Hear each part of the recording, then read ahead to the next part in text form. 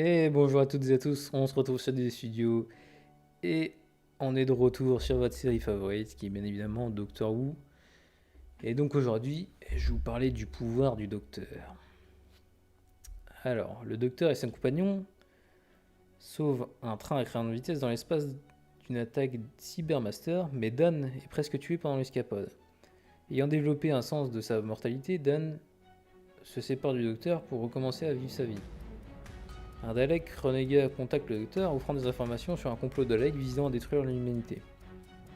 Les anciens compagnons du Docteur, Tegan, Jovanka et Ace, enquêtent sur l'enlèvement d'une douzaine des plus grands sismologues du monde et l'ajout du visage de Rasputin dégradant 15 peintures célèbres. Kate Stewart invite le Docteur au siège de UNIT pour rencontrer Tegan et Ace et discuter de leur découverte. Il précise que le nouveau visage dans les peintures est en fait celui du maître qu'elle va affronter.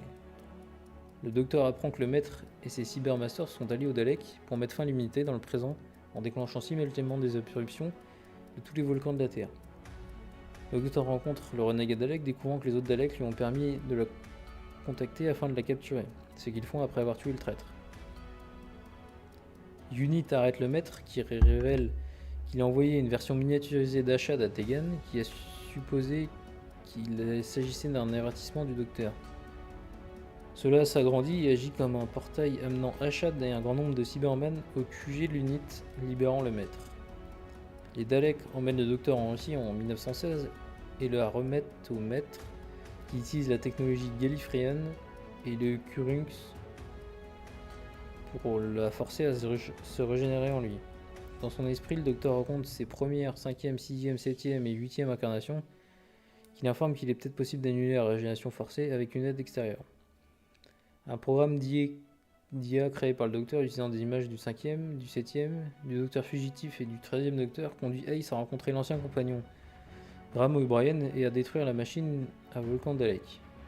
Tegan à détruire le convertisseur Cyberman et Cybermaster au QG de l'unité. Juste au moment où ils se sont sur le point de convertir Kate, Ye et Yaz et son ancien allié Vinder pour capturer le maître et lui faire annuler la transformation du Docteur.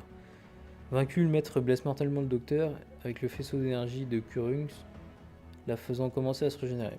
Le Docteur ramène Yaz chez lui avant de partir seul. Yaz assiste à un groupe de soutien d'anciens compagnons dont Graham, Dan, Kate, Ace, Tegan et Ian Chesterton, Joe Jones et Melanie Bush. Le Docteur se rend sur une falaise où elle se régénère en 14e Docteur, qui s'alarme en découvrant qu'il est devenu physiquement identique à sa 10e incarnation. Et voilà, c'est tout pour ce petit épisode. Comme d'habitude, si vous avez aimé, un like et un commentaire.